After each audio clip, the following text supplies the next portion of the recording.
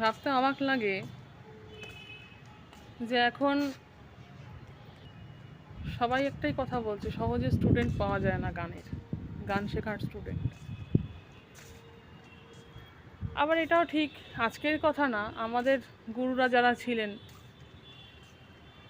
আমরা যাদের কাছে গান শিখেছি, তারাও বলতো তারা যখন ইনিশিয়ালি স্টার্ট করেছে তারা স্টুডেন্ট পেত না। শেষে কলেজের প্রফেসরদের কাছে, মানে মিউজিক কলেজের প্রফেসর স্যারদের কাছে স্টুডেন্ট চাইতো। সেই বিষয়ে আমার একজন প্রফেসর বলেছিলেন যে আমরা ভাবতাম যে ওরা ওখানকার স্কলার হয়ে গেল, বাবার আমরা কিছুই করতে পারলাম না। শেষে যখন স্কলারশিপ শেষ হয়ে যাচ্ছে তখন ওরা এসে আমাদের কাছে স্টুডেন্ট চাইছে, বলছে স্টুডেন্ট দাও, বলছে আমাদের টিউশন দাও। অর্থাৎ এরা এলিট হয়ে গেছে, কিন্তু পয়সা নেই। তো পয়সা না থাকলে তো মুভমেন্ট বন্ধ হয়ে যাবে। তো এই হচ্ছে অবস্থা। এবং একটা কথা আমি এখানে বলতে চাইবো, সেটা হচ্ছে এখন যে গান বাজনার যে অবক্ষয়, গান বাজনার যে মানুষ শিখতে চাইছে না, তার একটা সবচেয়ে বড় কারণ হচ্ছে গান বাজনার সত্যি অর্থে মার্কেট নেই। যারা সত্যি অর্থে গান বাজনা জানে তারা কিন্তু ইন্ডাস্ট্রিতে নেই প্রায়। এখন ইন্ডাস্ট্রিতে তারা নাচ করছে যারা খুব অ্যামেচার গান বাজনা করতো একটা সময়, কোনো রকম সুর দিতে পারে, কোনো রকম কথা লিখতে পারে, খুব মানে ওই যে একটা কথা আছে না, এখন মধ্যমেধার জয় জয়কার, সেই খুবই মধ্যমেধাও বলবো না, সাবস্ট্যান্ডার্ডই বলবো। তো এখন তাদের মার্কেট, এখন তারা রাজাসনে বসে, সমগ্র ভারতবর্ষের কথাই বলছি। তো এখানে আরও কয়েকটা কথা আমি বলবো, সেটা হচ্ছে যে গুরুরা যে স্টুডেন্টদের বুলি করে, ভালো স্টুডেন্টদের বুলি করে, এটাও একটা গান বাজনার অবক্ষয়ের জায়গা। কারণ সত্যি যদি বলতো, এই যদি তাদের প্রাথমিক অবস্থান হয়ে থাকে, আমি তাদেরকে চিনি যাদের কিনা এমন অবস্থা ছিল যে তারা একটা সময় স্টুডেন্ট পেত না, সবার কাছে ভিক্ষে করতো যে আমাদের স্টুডেন্ট দাও, স্টুডেন্ট দাও আমাদের। এটা সত্যি কথা, সত্যি কথা এটা। তো তারা যখন এখন এত টিউশনস করে, এই টিউশন বেশি করলে নিজের গান খারাপ হয়ে যায়, এটা একটা ঠিক কথা, দেখেওছি সেটা। সাথে যেটা হয় সেটা প্রচুর পরিমাণ অর্থ, মাস গেলে অন্তত 1 লাখ টাকা, কম করে আমি বলছি 1 থেকে 1.5 থেকে 2 লাখ টাকা তারা ইনকাম করে শুধুমাত্র স্টুডেন্টকে গান শিখিয়ে। অর্থাৎ তারা কিন্তু চলছে স্টুডেন্টের টাকায়। যে তারা যদি মনে করে যে তাদের যোগ্যতা নয়, ব্যাপারটা স্টুডেন্টরা দয়া করে আসে বলে, আজকে গান বাজনার মার্কেট নেই, আর গান বাজনা শিখে এখন কিছু হয়ও না।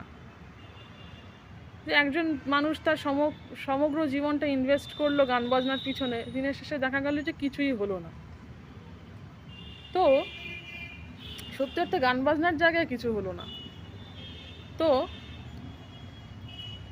এই যদি অবস্থা হয়, মানুষ গান শিখবে কেন? এবং মানুষ তো দেখতে পাচ্ছে গান না শিখেও মানুষ গায়ক হচ্ছে, গান না শিখেও মানুষ লিরিসিস্ট হচ্ছে, যেমন তেমন গান তৈরি করছে, সেটাই সিনেমায় হিট করে যাচ্ছে, মানুষ তাদেরকেই লক্ষ লক্ষ কোটি কোটি টাকা দিয়ে ডেকে গান শুনছে।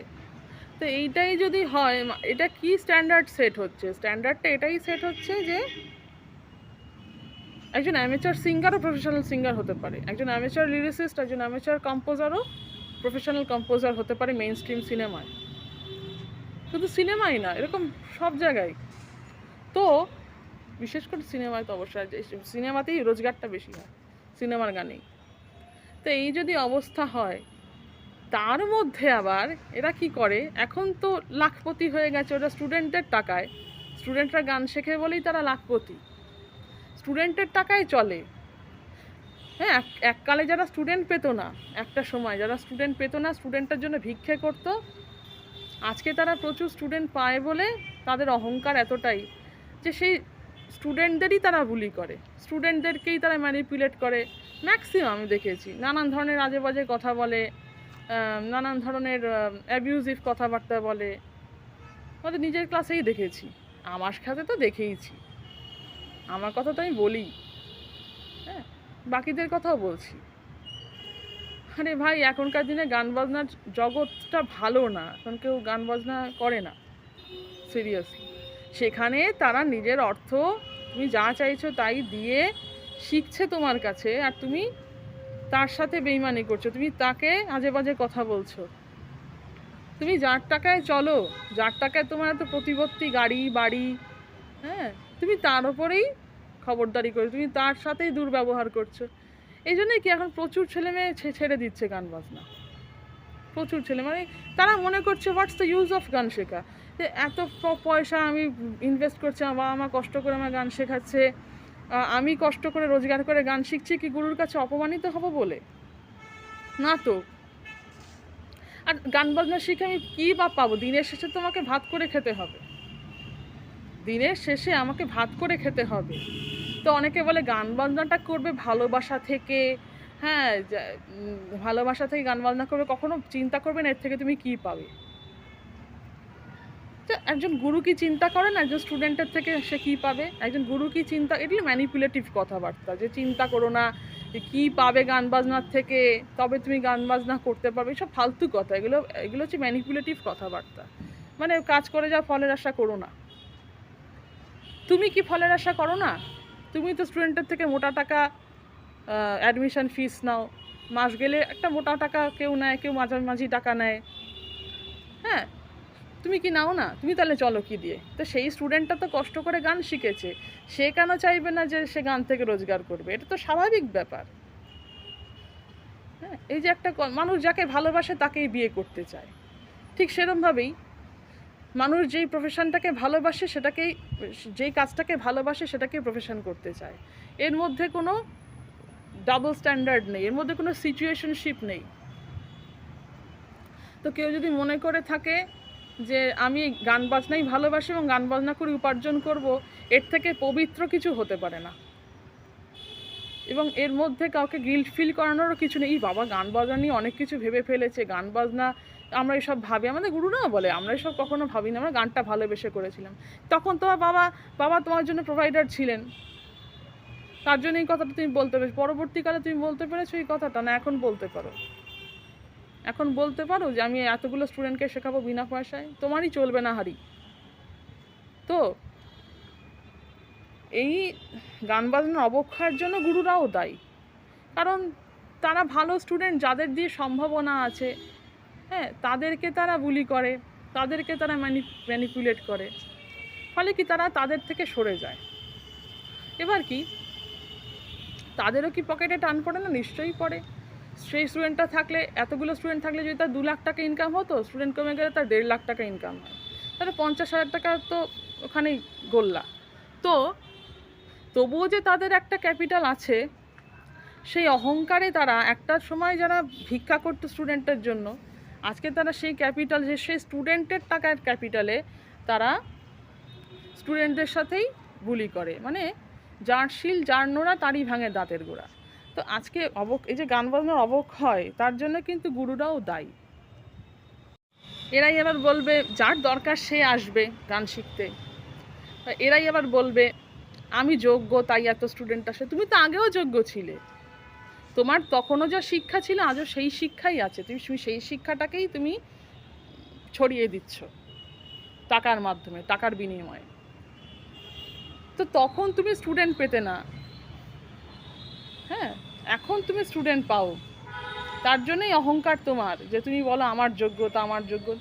তোমার যোগ্যতার কোনো দামই নেই যদি না মার্কেটে তার কোনো চাহিদা থাকে।